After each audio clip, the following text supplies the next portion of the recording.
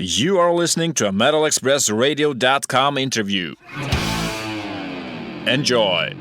Michael Romeo of Symphony X, it was just such an excellent surprise to see you guys back on the road all of a sudden. Last time I read about the band, it was on ice, and you've been busy with your solo stuff, and all of a sudden here you are.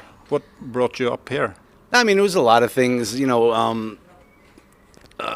a lot of the guys in the band were, just doing some other things, and me as well with the solo record. And then Russ had gotten into the accident with his guys. And so, things were let's just kind of chill out. Let's see, take it day by day and see how it goes. And it was now it's okay, yeah, now's the time. Let's get everything back together and hit the road and see how it goes. And now it's been great. It's been great to get everybody back and out playing again. And the obvious next question is, new album. Yeah, I mean, one thing at a time. Like I said, there was a lot of things that happened, and it was actually good that we had a little time for everybody to do their thing. So first, we wanted just to get back and tour a little bit, and so the next thing will be we're gonna, after this we have a run in South America, and at the end of the summer, and then the fall. Yeah, we're gonna talk about what we're gonna do for an album and get that whole process going. So no definite date or like I said, we're just kind of taking it day by day and seeing. And it's just hard with records. It's it's really become difficult with all the streaming and things. The bands really used to rely on some of that money for just that extra income to get by. So the streaming thing, a lot of bands are feeling it, and we've been feeling it too. So we used to be all about a record, and now it's a little bittersweet because it's we all love to write, and we're gonna do a record regardless.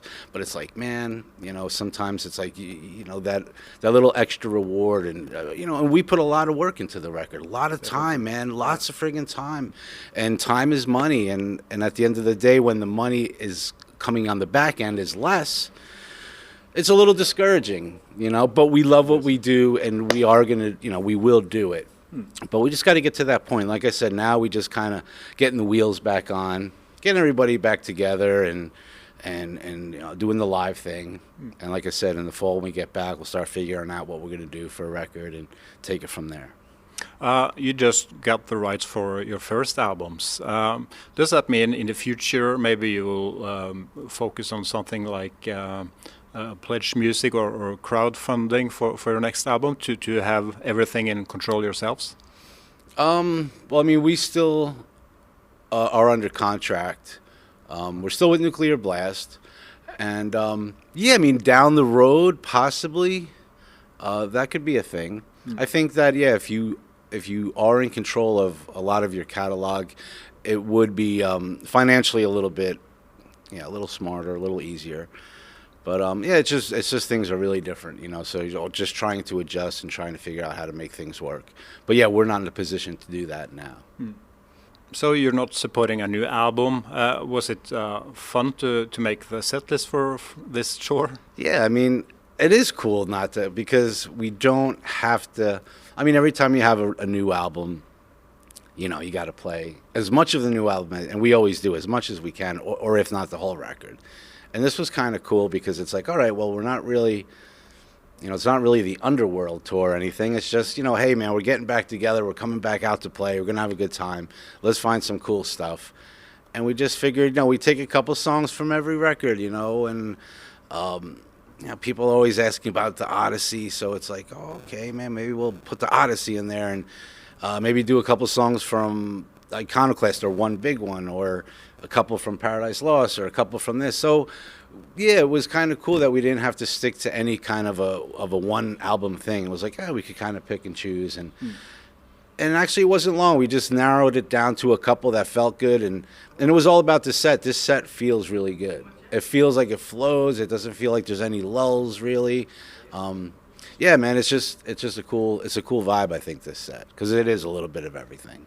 It looked a bit short until I noticed that you're doing the whole Odyssey track. No, it's not short, man. Yeah.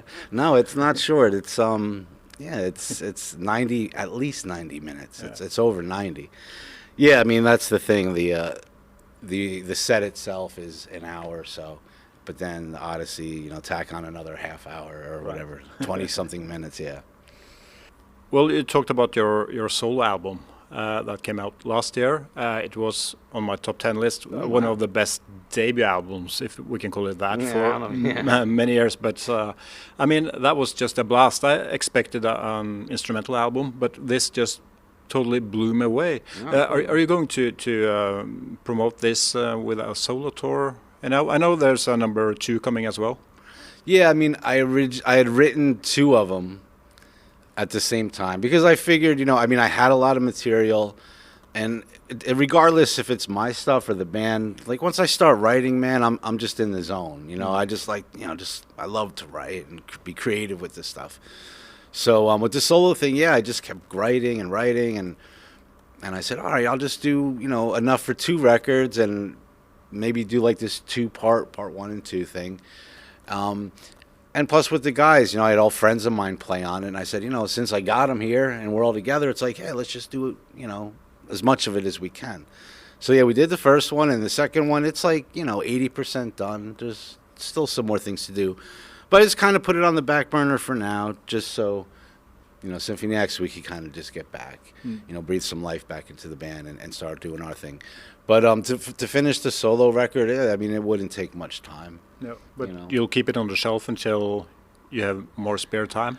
Yeah, I mean, it depends. Like, if we go back, like I said, we have this South American tour at the end of the summer, and then we come back to the States. So maybe we'll talk about the band, maybe writing for a little bit.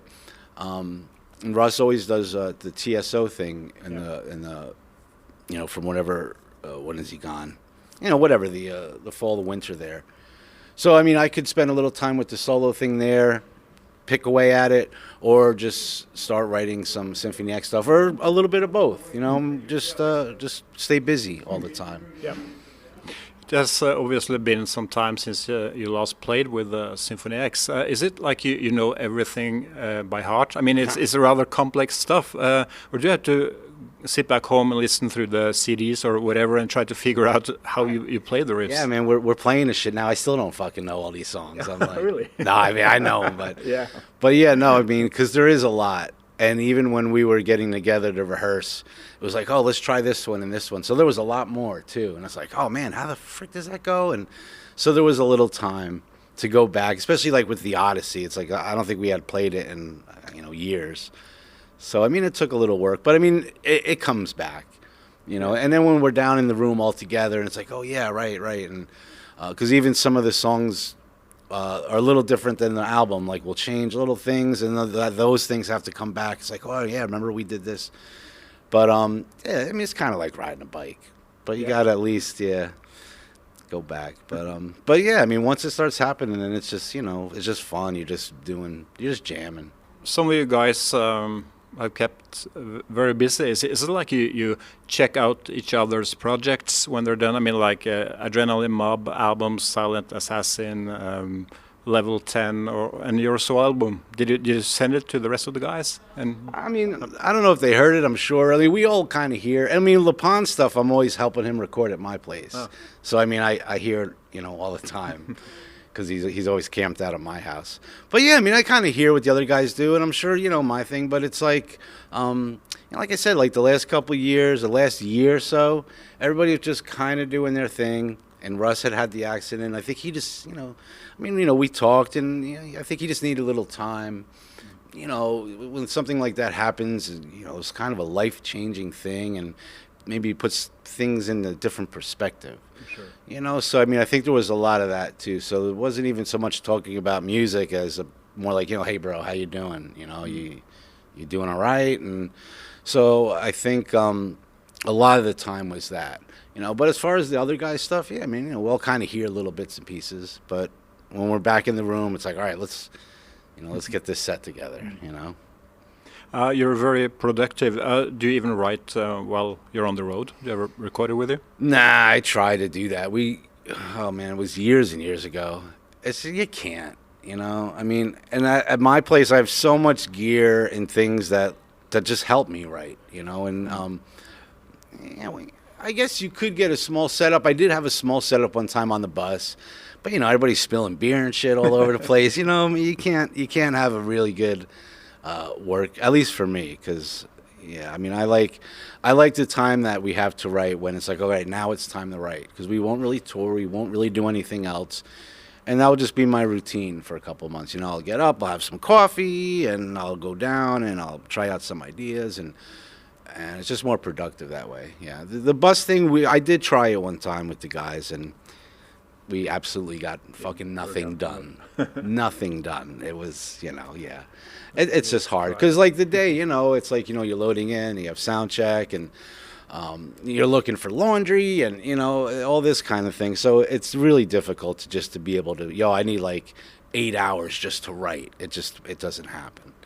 So yeah, the writing at home in the studio, the touring, the playing. That's the focus out here. Yeah. This is actually your first show in Norway as a headliner. Does that go for a lot of the countries you're visiting now, or there's a few, but and I know a lot of times we don't really get up this way. And I mean, a lot of it is like a financial thing. It's a time thing. The fair. I mean, there's just a lot to it. But and I remember doing some interviews with the solo record, or even with the band over the years, and it's like, how come you guys don't come up here enough to Scandinavia, or and it's like, never really thought about it, but this time it was like, yeah, let's do it. Let's just make a decision to make it happen. Yeah. So here we are. So I hope everything goes good. Yeah. Well, you've been on the road for couple of weeks or something like that. Has the tour been successful this far? I mean, it's been pretty good. It's been solid. Yeah. It's been solid. I just from talking to different people, and just the local crews, obviously our crew and fans that we run into. I mean, I guess there's a lot of bands just touring all the time now. I think that's kind of what it is now, to survive. So it is difficult when there's that much competition. There's always these other bands, but given that circumstance, and just that we're not really supporting an album or everything, just that we're here, it's been solid. Yeah, it's been solid. We're happy, you know. Yeah. Well, would we prefer to play the Enormo Dome? Of course, but no, like this venue's fantastic. Yeah. So no, we're just here having fun. Yeah. And so as long as everything's smooth and the fans are cool and everyone's having a good time, yeah, man.